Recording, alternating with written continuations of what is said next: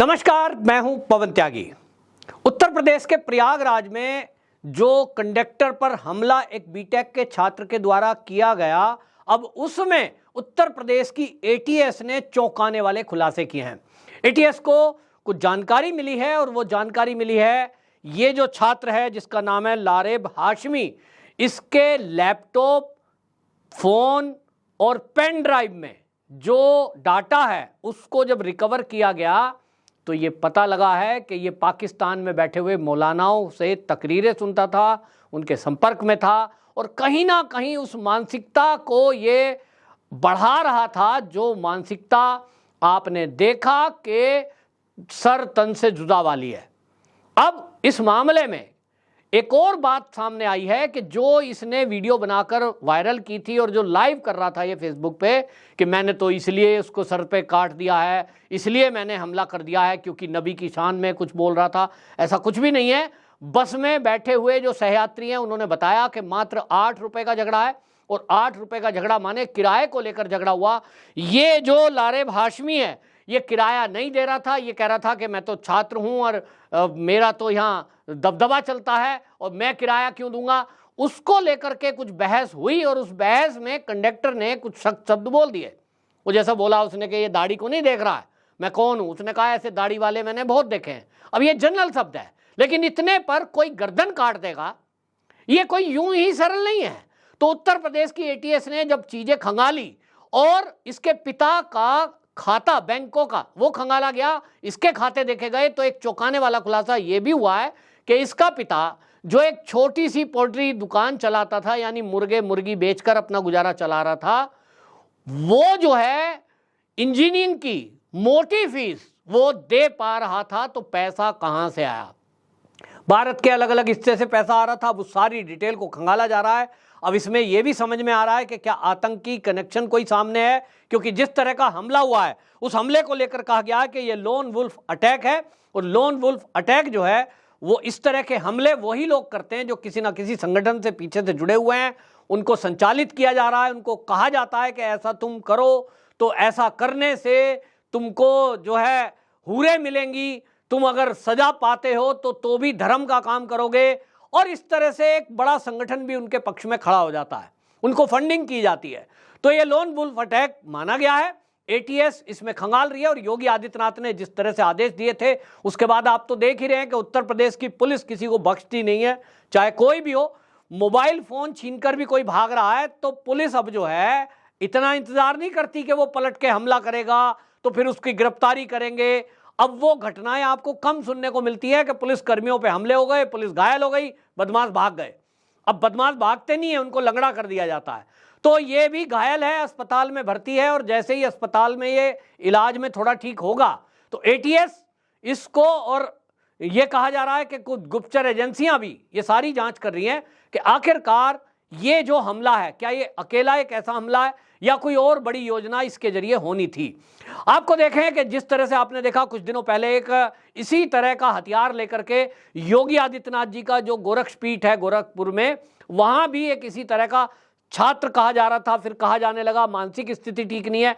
अगर इस समय एटीएस उत्तर प्रदेश इसकी खुलाई जल्दी से जो खुलाई हुई है, केस को खोला गया है, चीजों को खंगाल लिया गया है, अगर ये नहीं होता तो आप देखेंगे कि इस देश में बहुत सारा एक मीडिया ग्रुप ऐसा है, वामपंथी दल एक ऐसा है जो इकोसिस्टम है, वो इसको ये कह देते साहब ये तो जो है तनाव में था, छात्र है, पढ़ाई का बड़ा तनाव था, गरीब है, फीस नहीं दे पा रहा था, मतलब कोई भी घटना वो करेंगे। ये जो ग्रुप है इस तरह से पक्ष में उतर जाते हैं कि साहब ये जो हमला हुआ है ये तो ऐसा नहीं है, ये करना नहीं चाह रहा था, ये तो भटके हुए हैं। आप सोचिए कश्मीर के आतंकवादियों को जो वहां बचाने के लिए पथराव करते थे सेना पर, जब वहां सेना पलटकर जवाब देती थी तो क्या उसके पक्ष में एक इकोसिस्टम डेवलप होता था और खड़े हो जाते थे। साहब ये तो भटके हुए हैं, नौकरियां नहीं दे पा रही है सरकार, इसलिए पत्थर उठा लिए हैं, इसलिए AK-47 उठा लिए है, इसलिए सेना पर बम्बार्टमेंट कर देते हैं। कोई पूछे इनसे कि इस देश में कितने नौजवान ऐसे हैं जो हिंदुओं में भी हैं, उनकी संख्या तो बहुत बड़ी है, 80% हिंदू, उसमें जो युवा बेरोजगार होंगे क्या आप समझते हैं 20-30 करोड़ नहीं होंगे? निश्चित रूप से हैं। तो कितनों ने यह कहकर हथियार उठा लिया कि साहब हमें रोजगार नहीं है, हम तो बेरोजगार हैं, सरकार ने नौकरी नहीं दी, इसलिए हमने हथियार उठा लिए हैं और हम पुलिस को मारेंगे, सेना को मारेंगे, लोगों को लूटेंगे। ये कौन सी दलील है? ये वही दलील है कि पूरा एक सिस्टम डेवलप किया कि एक ऐसे लोग होंगे जो ब्रेन वॉश करने का काम करेंगे, एक किताब को पढ़ाने का काम करेंगे, धर्म में उसको कट्टर बनाने का काम करेंगे, और धर्म के आधार पर आप देखें कि कश्मीर में भी जितने नेता थे, जो अलगाववादी नेता बयानबाजी करते थे कि हमें आज़ादी चाहिए, आज़ादी चाहिए, उन सबके बच्चे विदेशों में पढ़ते थे।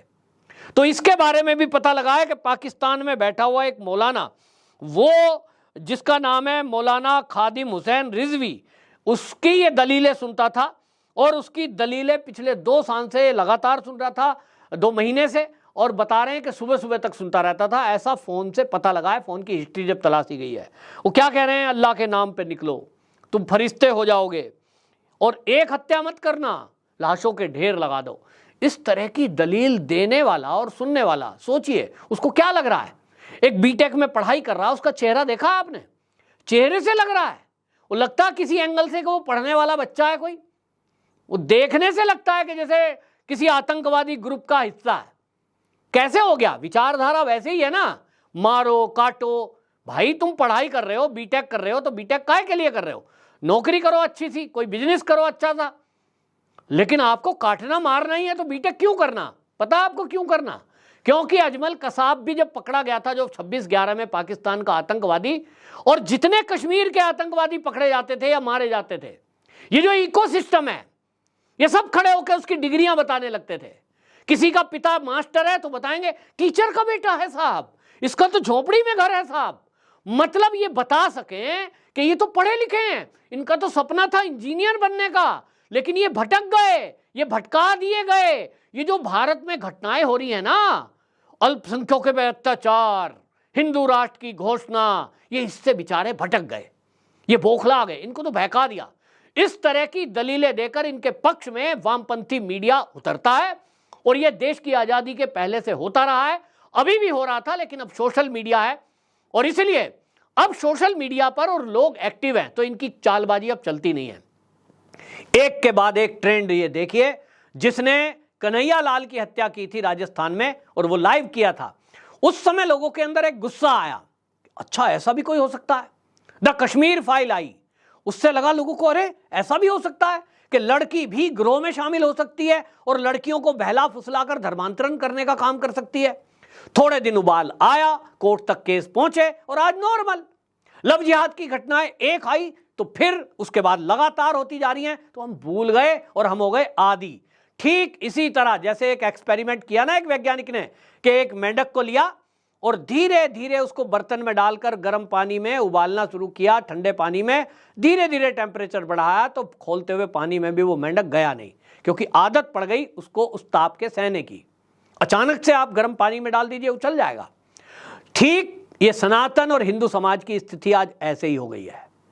इर्द गिर्द जो घटनाएं हो रही हैं, लव जिहाद की घटनाएं लगातार हो रही हैं, गली मोहल्ले से हमारे बच्चियों को बहला फुसला कर ले जाने की घटनाएं अभी भी हो रही हैं, अभी भी कत्लेआम हो रहा है, और अभी भी इस तरह से कन्हैया लाल हो, चाहे फिर प्रयागराज का जो ये कंडक्टर था, आपको बता दें बस कंडक्टर हरिकेश विश्वकर्मा, वो हो, ये घटनाएं लगातार हो रही हैं। लेकिन हमारे देश का कानून ऐसा है कि अगर किसी के बारे में आपने बोला, मैं ये कहता हूं कि हमारे देश का कानून ये कहता है कि आप किसी का भी अपमान नहीं कर सकते, किसी के भी धर्म के बारे में कोई टिप्पणी नहीं कर सकते, हमारा संविधान अलाउ नहीं करता।